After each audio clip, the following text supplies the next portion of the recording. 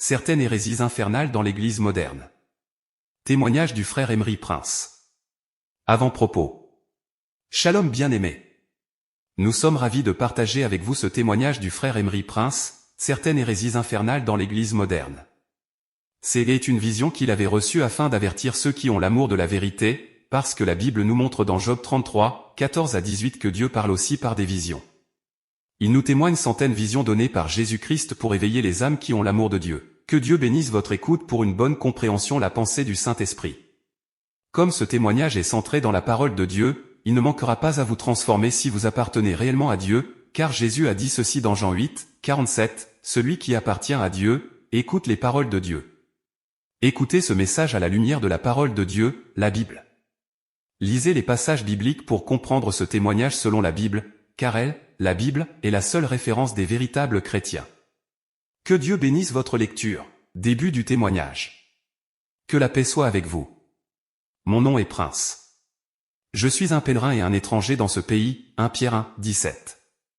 Je ne suis pas d'ici, je suis venu d'en haut pour annoncer le pays d'amour et de la justice et la manifestation du jugement de mon Père dont le nom est merveilleusement beau et bien supérieur à la compréhension humaine.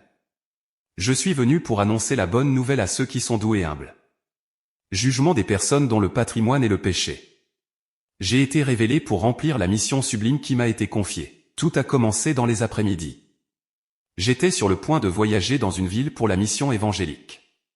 Ce jour-là de la fête des jeunes, j'y étais assis dans l'église 2h30 avant le service lorsque le Saint-Esprit m'a parlé en me disant « Je veux que tu partes en mission, je vais te montrer des petites choses, mais qui amènent les gens en enfer. » Romains 6, 23, j'ai obéi au Saint-Esprit.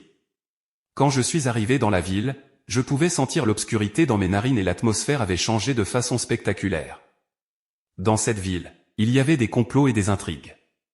Mon frère a également ressenti ce changement dans l'atmosphère. Quelques jours après mon arrivée dans cette ville, alors que l'énergie électrique dans ma maison était absente, j'ai vu un démon avec un visage défiguré, il avait les pieds d'une girafe. Le Saint-Esprit me dit que ce pied girafe révèle un grand pouvoir qu'il avait sur la ville. Ce démon était l'une des principautés de la ville qui savait que j'étais venu en mission évangélique dans son territoire. Quelques jours après l'apparition de ce démon territorial, pendant que je sillonnais dans la ville, quand je suis entré dans une église de cette ville, je me suis assis au dernier rang sur une chaise. Soudain, j'ai vu le diable sous la forme d'une chauve-souris. Il volait au-dessus du temple.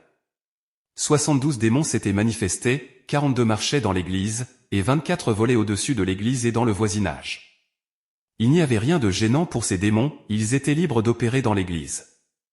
L'Esprit me dit, le pasteur de cette église est plus intéressé par l'argent que par l'œuvre de Dieu. C'est un fils du diable. S'il mourait aujourd'hui, il tomberait en enfer. Philippiens 3, 18 à 21, Romains 16, 17 à 18, 2 Pierre 2, 1 à 22, Tite 1, 10 à 14, ce pasteur était un personnage très célèbre et internationalement reconnu. Ceux qui l'entendaient prêcher sentaient la paix et glorifiaient Dieu. Le Saint-Esprit me dit, je vais vous montrer ce qu'il y a derrière l'église pendant le culte. Soudainement, en esprit j'ai entendu de la musique du fond de l'église qui proférait des blasphèmes contre le Dieu du ciel. Tout le monde chantait ce chant, mais en vérité ils exaltaient Satan, le père du mensonge et opérateur du péché sans le savoir. Quand la chanson s'est terminée, j'ai entendu un grondement qui a formé une grande boule des ténèbres sur le côté droit du temple. Cette boule des ténèbres était près de la chaire où se trouvaient les jeunes qui chantaient. Puis j'ai entendu des rires machiavéliques du diable. Les démons soufflaient au dos de ceux qui étaient assis sur des chaises, leur donnant des frissons. Il y avait un feu étrange que les gens sentaient, les gens confondaient ce feu avec l'onction du Saint-Esprit, 1 Jean 4, 1. J'ai vu le démon qui se tenait du côté de ventail droit qui était près de la chaire. J'ai regardé le démon toujours en esprit et il me dit, nous sommes capables de tromper ces gens si nous nous camouflons. Nous imitons le feu du Saint-Esprit. Nous continuerons à les tromper en les entraînant en enfer. Nous ne resterons pas dans notre état de feu car ils nous abattront.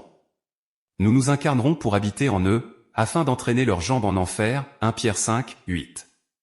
J'ai demeuré dans la présence de Dieu. C'est alors que j'ai reçu la visitation divine et le Seigneur se mit à me parler de la nouvelle alliance me disant, cette alliance signée par mon Fils Jésus, avait mis en place une nouvelle relation et une plus grande intimité vous permettant d'avoir libre accès à la cour du ciel et à mon trône et de me parler comme un ami, et vos péchés ont été effacés à travers l'alliance, Philippiens 3, 11 à 12, je suis heureux de communier et d'avoir une intimité avec vous.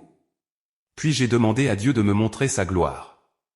Il me dit, maintenant, regarde en arrière. Quand j'ai regardé en arrière, je n'ai rien vu. Il me dit de regarder en haut. Quand j'ai regardé en haut, il n'y avait rien, juste le toit de ma maison. Dieu me dit, Emery, la gloire de Dieu ne se manifeste pas à l'extérieur, mais à l'intérieur. Nous ne traitons plus avec les tabernacles faits de main d'homme comme étant à l'époque de l'ancienne alliance, maintenant. À travers la nouvelle alliance, vous êtes mon tabernacle et je vis en vous. 1 Corinthiens 6, 19. Quand j'ai écouté ces mots, l'atmosphère de ma chambre a changé. J'ai immédiatement eu une vision. Dans cette vision, le Seigneur m'a amené au nuage. J'ai vu une immense lumière. Dieu me dit, tu es la lumière du monde, une bougie dans l'obscurité et un feu inapprochable. Hébreux 1, 7, quand je me suis regardé dans cette vision, mes cheveux se ressemblaient à des reflets argentés, et mes yeux étaient comme une flamme de feu, mes pieds étaient comme un nuage et mes vêtements étaient comme le soleil du jour. Je portais une ceinture dorée sur laquelle était écrit, principe DEDIEU. Éphésiens 6, 14, quand je suis sorti de cette vision, j'ai été surpris par la lumière qui émanait de mon visage. Cette lumière était très forte. Dans cette vision, 15 légions de démons localisées en Asie ont perdu leur force et ont été détruites par la lumière qui rayonnait de mon visage. Les 4 coins de la terre brillaient et étaient éclairés. Quand le Seigneur m'a amené en enfer, j'ai vu les démons qui torturaient les âmes maudites. J'ai vu ceux qui dirigent le royaume de l'enfer et les réunions infernales. En enfer, j'ai vu des chantres très célèbres internationalement connus qui sont encore en vie. D'abord, j'ai vu Selena Gomez, puis j'ai vu Lana Del Rey, la chanteuse anglaise. J'ai aussi vu l'âme de la chanteuse et compositeur américaine, Beyoncé en enfer. Bien qu'elle soit vivante sur terre, son âme est déjà en enfer. J'ai vu les âmes d'autres chanteurs internationaux en enfer, alors qu'ils étaient encore en vie, 1 Timothée 5, 6, puis j'ai vu les chanteurs évangéliques en enfer. Parmi eux, se trouvait Bruna Carla qui est toujours vivante, Gabriela Rocha, Priscia, Hélène Martin, Michel. Parmi eux se trouvaient ceux qui chantaient avec l'inspiration du diable, Colossiens 3, 16, j'ai vu un chantre évangélique qui facturait de l'argent pour chanter et adorer Dieu, et ceux qui demandaient de l'argent au peuple de Dieu avant d'assister à leur louange et leur culte, leurs âmes étaient pourries en enfer, Matthieu 10, 8, 1 Corinthiens 9, 18. Il y avait une grande proportion d'âmes, surtout des bergers maçonniques et frauduleux foulés d'avidité dans cet endroit, Luc 12, 15. Dans une vision, le Seigneur m'a révélé que TB Joshua était un sorcier, le 13e sorcier le plus puissant d'Afrique. Le Seigneur a dit que TB Joshua était un fils du diable. L'esprit du diable lui permet d'être un guérisseur et de faire des signes avec sa main, 1 Jean 4, 1. Les mouvements de sa main activaient et déployaient des démons qui opéraient dans ses services. Dans cette vision, j'ai vu une alliance que ce faux prophète avait faite avec Satan avant même de commencer son ministère. En fait, avant de devenir pasteur, Satan lui était apparu et lui a offert de l'argent, la renommée, le pouvoir et beaucoup de convoitises en échange de son âme, Matthieu 4, 8 à 10. Depuis que cette alliance a été faite, quiconque se rend pour être guéri par ce faux prophète, reçoit des démons à l'intérieur de son corps. Le diable ne peut jamais se combattre lui-même. Marc 3, 22 à 26, une personne qui est conduite par les démons, donne toujours des démons aux gens. J'ai vu quand TB Joshua touchait la poitrine des gens avec sa main. J'ai vu indicateur à travers lequel une boule de feu retirait et enlevait la maladie des gens, et il plaçait ces maladies dans d'autres groupes de personnes dans l'église. Il transférait même ces maladies aux auditeurs et spectateurs de son programme de par le monde. Tu ne me trompes pas TB Joshua. De toutes les façons, ma guerre n'est pas contre vous, mais contre les démons qui vous habitent. Tu es un faux prophète, tu dois te repentir ou faire face à une punition sévère et infernale. Elle sera supérieure à celle d'autres sorciers nigérians déjà en enfer. Je m'adresse à vous de cette façon parce que l'âme de Billy Graham est en enfer. Je vous demande, savez-vous pourquoi il est là? Et pour quelle raison? Après la mort de Billy Graham, il se retrouve en enfer. J'étais en enfer en visite quand le Seigneur m'a dit, je vais te montrer quelque chose. Immédiatement, en vision j'ai vu Billy Graham quand il était encore sur la terre, pendant les années de sa vie avant sa mort. En fait, j'ai vu un tableau lisse au-dessus de sa tête sur lequel était écrit franc-maçonnerie. J'ai réalisé qu'il n'était plus dans la vérité et qu'il ne prêchait plus la vérité, Marc 13, 13. Puis j'ai vu une principauté avec ses deux mains tenant l'épaule gauche et l'épaule droite de Billy Graham. Il murmurait à l'oreille de Billy pour qu'il dise ses paroles et trompe le peuple avec des hérésies, 1 Jean 4, 6. J'ai interrogé le Seigneur sur la principauté qui lui chuchotait. Le Seigneur me dit, Emery, partout où Billy Graham prêchait, partout où il mettait ses pieds, une armée de principautés venait, les démons étaient attirés car ils aiment les types d'évangiles qu'il prêchait. Il prêchait un faux évangile, Galates 1, 6 à 9, vous devez dire aux hommes de chercher la vérité, l'évangile vrai. Vous devez dire aux hommes de se repentir de leur mauvaise voie, sinon, ils ne verront jamais mon visage car je suis saint. 1 Pierre 1, 15. Quand le Seigneur le vit en enfer, sa colère s'enflamma contre lui, parce que ses principautés avaient accompli par lui. En effet, ces principautés avaient gagné des milliers d'âmes grâce à l'évangile erroné de Billy Graham. 2 Corinthiens 2, 17. En enfer, j'ai vu que Billy Graham avait un trône qui était écarlate, et le bord de son trône était de couleur pourpre. Les démons se moquaient de lui et ils le traitaient comme un empereur en enfer. Il avait une couronne noire et rouge, mais la couronne qu'il portait était remplie d'un feu qui le brûlait. Quand il m'a vu, il a pleuré beaucoup plus. Il a dit, dites aux hommes de connaître la vérité. J'ai commis une erreur en termes de grâce. Je ne savais pas que le fait de prêcher seulement la grâce m'attirerait à cet endroit. Billy Graham est tombé dans cet endroit parce qu'il a manqué de dire à l'Église et à l'humanité que le péché était un cauchemar pour Dieu. Il n'a pas mis en garde les hommes de la terre contre la gravité du péché et la punition du péché. Romains 6, 23, Jésus me dit, comme il n'a pas réussi à vaincre le péché, il est devenu ami du monde et ne pouvait pas voir la gloire de mon Père.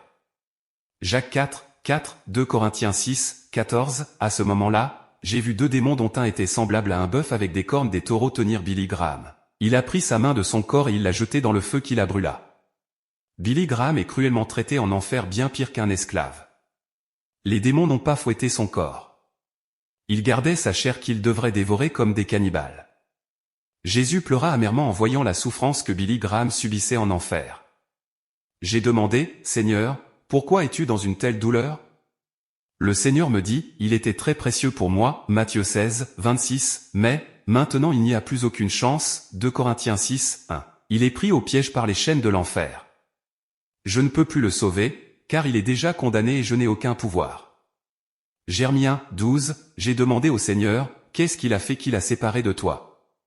Jésus me dit, lors d'une de ses réunions avec le président américain Barack Obama, il a rejoint la franc-maçonnerie en rompant l'alliance que j'avais avec lui. D'ailleurs, il n'a pas parlé de moi comme je le suis réellement.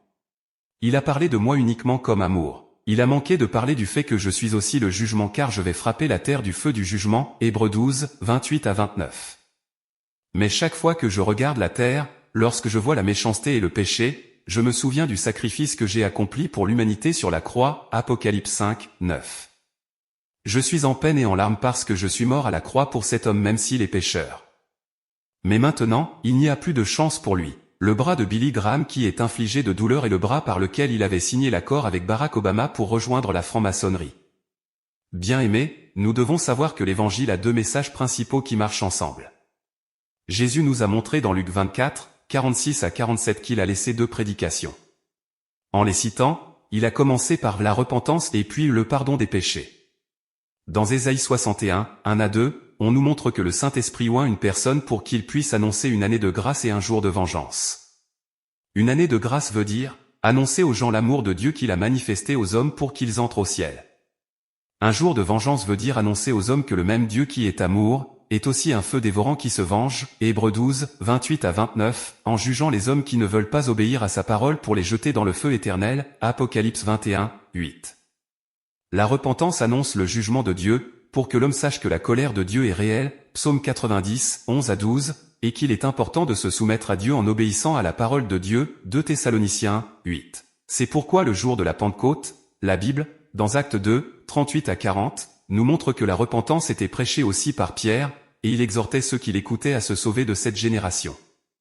Par ces paroles, Pierre montrait indirectement qu'il y a un danger que l'homme court en étant vivant sur la terre, Matthieu 23, 3, 2 Pierre 3, 10. Ce danger, Jésus l'a aussi annoncé dans un verset évangélique de la Bible, Jean 3, 16, lorsqu'il dit, afin que quiconque croit en lui, ne périsse point, mais qu'il ait la vie éternelle. Même ici, Jésus nous présente le danger que l'homme court s'il n'obéit pas à lui. Nous savons tous que la perdition c'est le feu éternel, la géhenne, Matthieu 10, 28. Le pardon des péchés annonce la grâce ou la faveur imméritée et l'amour que Dieu a manifesté aux humains pour qu'ils soient sauvés en envoyant son Fils Jésus-Christ pour qu'il meure à la croix comme victime expiatoire pour nos péchés, 1 Jean 4, 10, pourvu que nous obéissions à sa parole, c'est-à-dire, l'Évangile, Jacques 1, 22. Le pardon des péchés montre aux hommes que Dieu est capable de pardonner l'homme pour le faire asseoir avec lui au ciel. Une personne qui prêche la parole de Dieu en montrant juste que Dieu est amour, sans pour autant montrer que Dieu a aussi une colère. Une personne pareille se trompe, et il prêche un faux évangile. Car c'est lorsque l'homme comprend que Dieu a aussi une colère, qu'il se met à craindre Dieu. C'est pourquoi Apocalypse 12, 11, dit ceci, ils l'ont vaincu à cause du sang de l'agneau et à cause de la parole de leur témoignage, et ils n'ont pas aimé leur vie jusqu'à craindre la mort. Craindre la mort veut dire craindre le feu éternel, parce que la GN nous est présentée dans Apocalypse 21, 8 comme la seconde mort. Donc, chaque chrétien est appelé à avoir cette pensée, c'est pourquoi l'apôtre Paul nous a montré aussi dans 1 Corinthiens 9, 27 qu'il craignait aussi d'être rejeté par Dieu pour l'enfer, après avoir prêché aux autres. En prêchant la repentance, on est censé insister sur le péché, parce que c'est qui amène l'homme en enfer, c'est le péché, Apocalypse 21, 8, c'est qui fait qu'un homme affronte le jugement de Dieu, c'est le péché, Jude 1, 15, ce qui a fait que l'homme se rebelle contre Dieu, c'est le péché, Genèse 3, 1 à 19. Ce qui a fait que Jésus puisse venir mourir à la croix, c'est le péché, 1 Jean 4, 10. Si le diable a une main mise sur l'homme sur la terre, c'est à cause du péché, Jean 14, 30. Ce qui a fait que la souffrance soit sur la terre, c'est le péché, Genèse 3, 1 à 19. Ce qui a fait que l'homme ne puisse pas demeurer éternellement sur la terre, c'est le péché, Genèse 2, 16 à 17. 1 Corinthiens 15, 56. Ce qui condamne l'homme, c'est le péché, Jacques 2, 9, Romains 5, 16, ce qui a fait que le monde soit ce qu'il est aujourd'hui, c'est le péché, 1 Jean 5, 19, ce qui fait que l'homme ne puisse pas entrer au ciel pour jouir les bonheurs sublimes et ineffables divins. C'est le péché, Hébreux 12, 14, c'est pourquoi, 2 Timothée 4, 2 dit ceci, prêche la parole, insiste en toute occasion, favorable ou non, reprend, censure, exhorte, avec toute douceur et en instruisant. Un homme qui dit qu'on ne peut pas prêcher les gens sur le péché, qu'on ne doit pas prêcher les gens en leur mettant en garde pour ne pas aller en enfer, qu'on ne doit pas prêcher les gens sur la repentance, qu'on doit juste prêcher en disant aux hommes que Dieu les aime, est dépourvu dans une ignorance extrême. Et s'il ne se détourne pas de sa voie, l'enfer sera son partage. Billy Graham, en enfer, et dans les désastres qui lui ont laissé les narines et les oreilles en feu alors qu'il souffrait. J'ai entendu les bruits des chevaux comme l'arrivée d'un cavalier. C'était à vrai dire, l'arrivée d'un chevalier démoniaque qui venait pour le torturer. Le chevalier démon a déchiré ce bras et l'a transformé en ténèbres et l'a rendu à son corps. Les laves sont venues brûler le bras de Billy et l'esprit me dit que c'était le même bras de Billy qui avait passé l'accord. Puis j'ai vu le nom de Barack Obama en enfer. Il était parmi les présidents qui avaient influencé Billy Graham à faire un accord sur la terre et à rejoindre les francs-maçons dans cette réunion avec les présidents américains. Lorsque Billy Graham a signé cet accord, son âme était tombée en enfer bien qu'il était en vie. Puis je suis sorti de la vision. La puissance d'une prière faite avec larmes. Jacques 4, 8 à 9, Luc 6, 21. Plus tard, j'étais en prière, alors que j'étais en train de prier en larmes, j'ai eu une vision, un démon a visité ma chambre, cherchant à gâcher ma prière. Puis les larmes qui tombaient de mon visage se transformèrent en un cristal de feu et a pénétré dans le démon, et ce démon explosa. La prière faite avec des larmes et avec révérence venant du cœur, bouge le cœur de Dieu. Psaume 51, 19. Dieu m'a dit, beaucoup de gens se demandent pourquoi je ne réponds pas à leurs prières, mais ils ne me traitent pas avec respect. Ils ont perdu leur intimité avec moi avec des prières robotiques qui ne me touchent pas. Proverbe 28, 29, Dieu est triste parce qu'il veut l'intimité. Mais peu de gens sur terre ont une véritable intimité avec lui, 2 Timothée 2, 19. Dans la prière, j'ai dit à Dieu, Seigneur fais-moi ressentir un tout petit peu l'amour que tu ressens pour l'humanité. Je veux savoir comment tu aimes les hommes. Rapidement, mon cœur a été conquis par un grand amour que j'ai commencé à aimer tout le monde même sans connaître une personne, 1 Jean 4, 19 à 21. Alors Dieu m'a donné une vision dans laquelle je voyais tous les habitants de la terre comme un grain de sable. Il y en avait des milliers et des milliers, ils étaient de innombrables. J'ai vu toutes les tribus, les langues et les nations. Dieu versait un baume verdâtre sur la tête des gens. Le Saint-Esprit me dit, Emery, tu peux aimer les âmes, mais abomine tout péché qui est en toi et qui est caché. Chaque fois que tu acceptes le péché, tu souffres de brûlure. Chaque fois que tu vis dans le péché, tu ouvres un trou sur le sol pour ta condamnation. Ne pêche pas. Sois saint, si tu veux aller au paradis, Hébreux 12, 14, tu es le bienvenu. Tu peux gagner le monde mais perdre ton âme, Matthieu 16, 26. Chaque fois que tu gagnes le monde, tu deviens ami du monde, 1 Jean 2, 15 à 17. Sache que cette amitié du monde est ennemie de Dieu, Jacques 4, 4. Les démons sont les ennemis de Dieu. Et quand tu es un ami du monde, tu es comme un démon, car tu es ennemi de Dieu. 1 Jean 3, 8. Mon combat en esprit avec une sorcière. Mes visions pour la journée se terminèrent le lendemain à 3 heures du matin. Le matin, ma chair tremblait, je voyais le démon qui se dirigeait vers moi, je réalisais qu'une confrontation spirituelle se déroulait. J'ai été couché et Dieu me donna une vision où j'ai vu une sorcière musulmane. Son front et sa bouche étaient recouverts par un tissu noir. Elle portait un vêtement appelé niqab. Elle était vêtue d'une robe noire.